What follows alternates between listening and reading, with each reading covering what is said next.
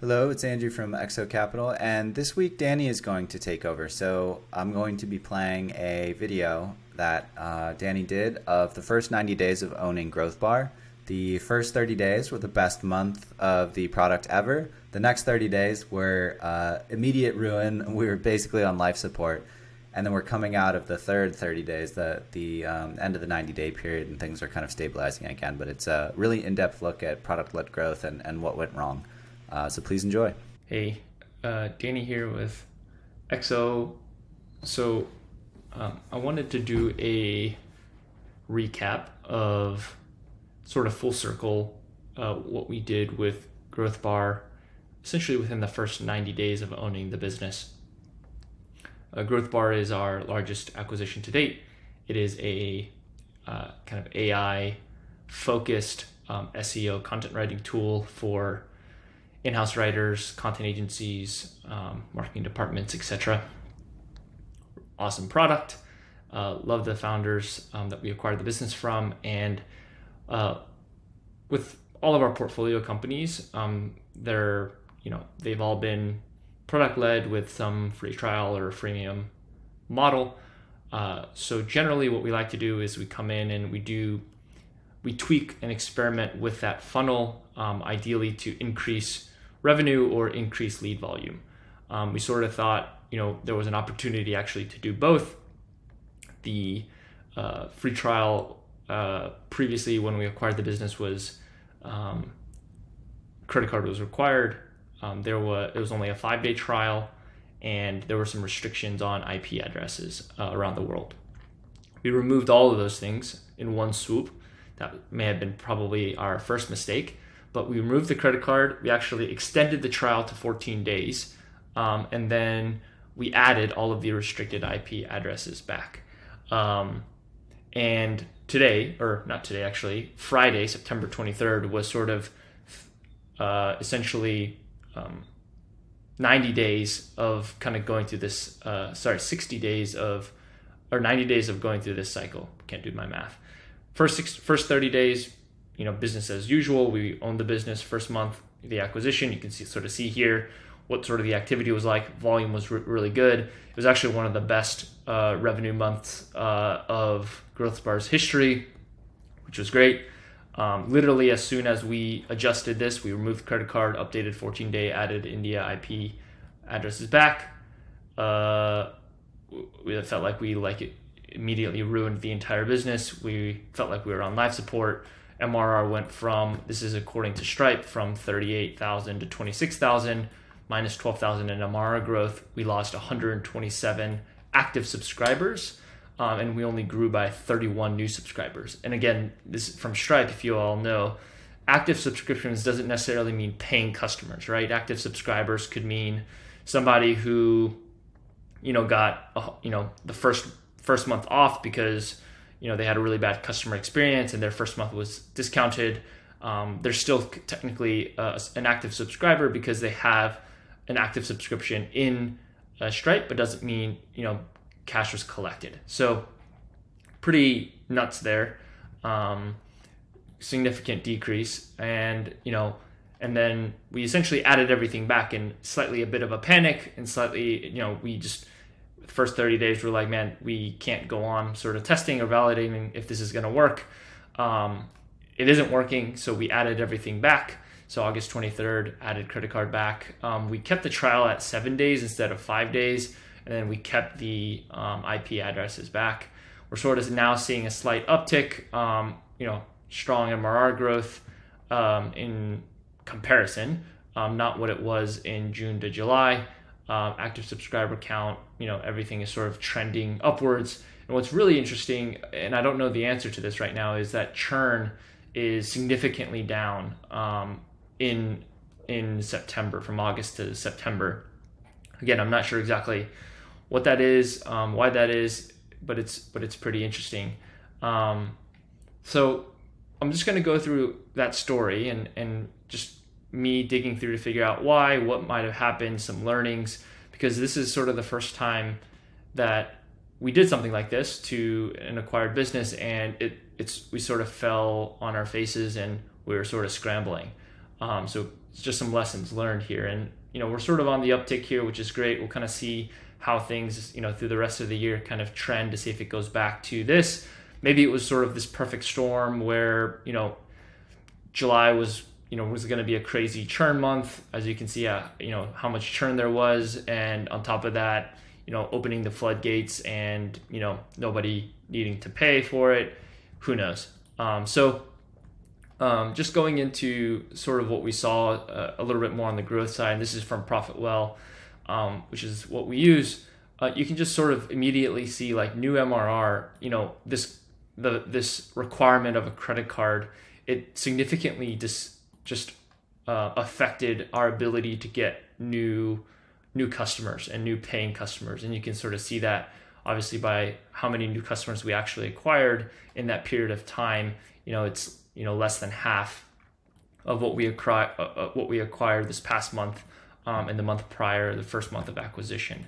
What I thought was really interesting was I tried to do an analysis, and for me, it's this question of quality over quantity. So you can see right away, there's just an insane increase in quality of new users. So, we nearly 4x'd the number of users. Percentage wise, like I thought maybe we'd get a ton of spam, ton of people who weren't using the dang thing. But, if you look at the percentage of personal email addresses, it's not, the most accurate indicator, but something that I can use based off of the information I have. Only 7% more in terms of people who signed up with a Google, Hotmail, Yahoo, or Outlook address. So nothing, that significant. And even, I guess, and sort of this is where it becomes a little bit interesting, is that, the people who signed up that didn't use the product was very significant, right? And I guess without having really, thought this through in terms of, what I'm going to say in this video, the quality, I guess, is significantly less, despite the percentage here, personal email addresses being, somewhat the same. The usage is pretty drastic, where these are accounts where they didn't do any of the things that we track inside the product. Number of blog posts generated, number of paragraphs written with AI, number of keywords tracked. Those are certain things that we do and track in terms of usage.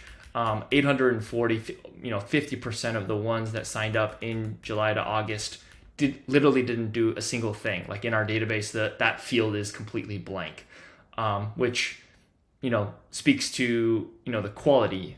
But I guess, what's interesting and, what kind of coincides with that, I guess, is that the people that actually did do something, whether you're in the trial with a credit card or whether you weren't, was that, the dispersion of usage and the quality of usage was, relatively the same.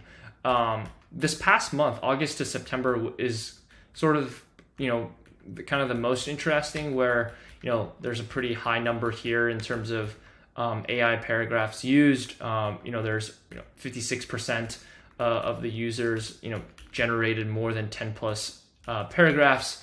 So that kind of stuff is pretty interesting. But 73, 50, 48, 16, 46, 42. Like if you just look at, sort of where we're at from this month where we added the credit card back and the month where we removed it, it's not like, people were not using the product when they were actually using it.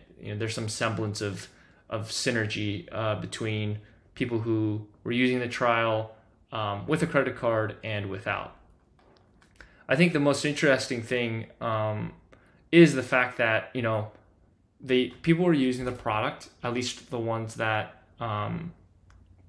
came through. So out of the 840, let's just say, 800 of them, used the product to some degree. 46% of them were average in terms of content generated.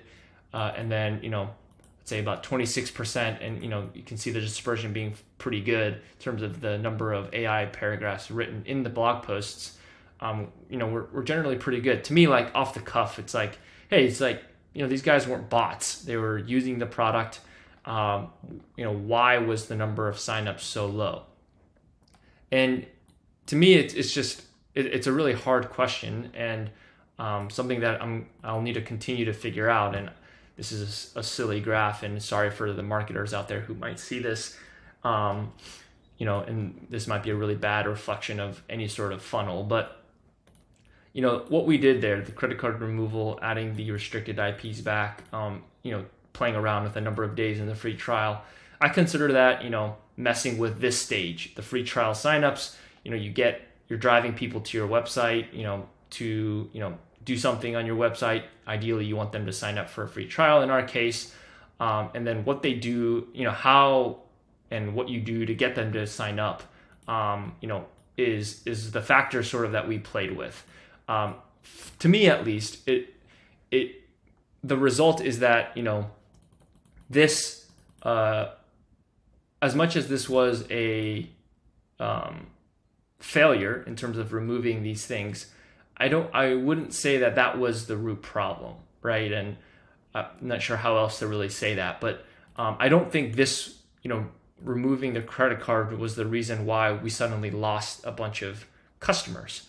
I think there's some part in terms of the market and what people are used to, in that, a lot of our competitors require a credit card. And so, and AI is by nature, and ChatGPT by nature is somewhat a commodity because the source is often from the same place. And so, is it more psychological where, hey, you signed up for something and you put your credit card in, you're going to get charged, might as well stick with it because, competitor A, B, C, and D are somewhat similar, somewhat priced similarly, and I already input my credit card here, so why not stick around? Maybe, and that's sort of, I think, our initial justification or response to this. But I think the more difficult one is this question of, who our ideal customer is.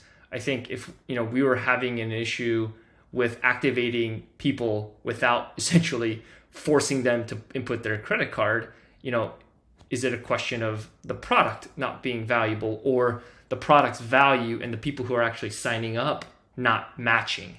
And that's really where, we're trying to put some of our focus in a couple of ways. So it's this question of, hey, are the website visitors from our marketing efforts, are they as quality as they can be? One thing that we can do in sort of this free trial process is get some more information, and obviously Miro and a bunch of awesome product-led growth companies do this really, really well.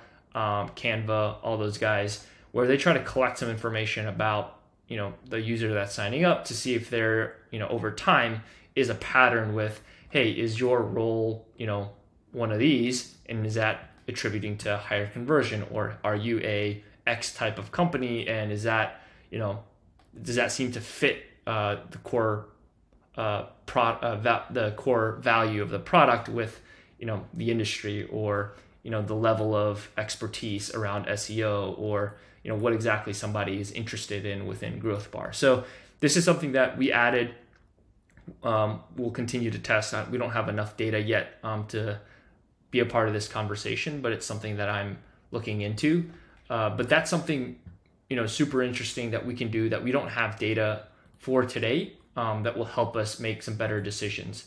The other thing too is a question of what's driving the most for us, as an SEO company. SEO and kind of organic traffic from content is our biggest channel for traffic. And so when we looked at our our Google Search Console and our Google Analytics, it's this question of, hey, is this strategy of building a bunch of AI free tools, which is a really great strategy of driving traffic, is that working for us if we're a little weaker on the AI features but stronger against our competitors when it comes to our SEO features? AI being so sexy, drives a lot of traffic, gets a lot of eyeballs, a lot of searches. I think it's great low-hanging fruit to go capture, but over time, is that the place that we should be spending time to get the highest quality of leads? And I'm not sure, and that's a question that we'll continue to answer by tweaking a little bit of the type of content we develop, the type of keywords that we're tracking and trying to rank for, etc. And that's an ongoing process. And then sort of this, like, I think the ace in the hole, or I don't know what the exact term is, the ace up our sleeve, I guess, is how we do activation of the free trials well. So we, for us, like, as a portfolio of SaaS companies, like, time to value is like a huge thing for us. That's like a huge thing for most product-led growth companies. And so I would say, with Growthbar, the time to value, I think, it's a little muddied. Growthbar, the way that it's built, it's sort of a buffet of small tools and small widgets. There's keyword research tool, there's a keyword ranking tool, there's a site inspector, there's a content generator, which is the core value, there's a bunch of AI tools that you can use, and it's sort of a buffet. And so if you're coming in and you want to prescribe the user in 5-7 days to get the most value, there needs to be a path. And I think that's something we're also a bit unclear about. And being able to track that a little bit better with product analytics tools, with Mixpanel, that will help. But it'll also help to push people down a specific user experience and customer experience, rather than them signing up and then them walking into a buffet with with an empty plate. That's more difficult than us driving and having a plan from the top to the bottom, where we say, hey, we're going after SEO agencies, free trial signups. We know that hasn't had a huge effect, but we know that SEO agencies or SEO people really value Google Search Console, for example. So the first thing they're going to do and be asked to do is connect their Google Search Console. And so right away, there's some sort of value that they get that aligns with the type of customer we're targeting. And that sort of like synergy, or that sort of, I think, path, which I think is important in product-led growth companies. And to be honest, in all companies, that's something that we discovered to be maybe missing, and a part of this problem, or a part of this puzzle of trying to increase revenue and increase free to paid conversion.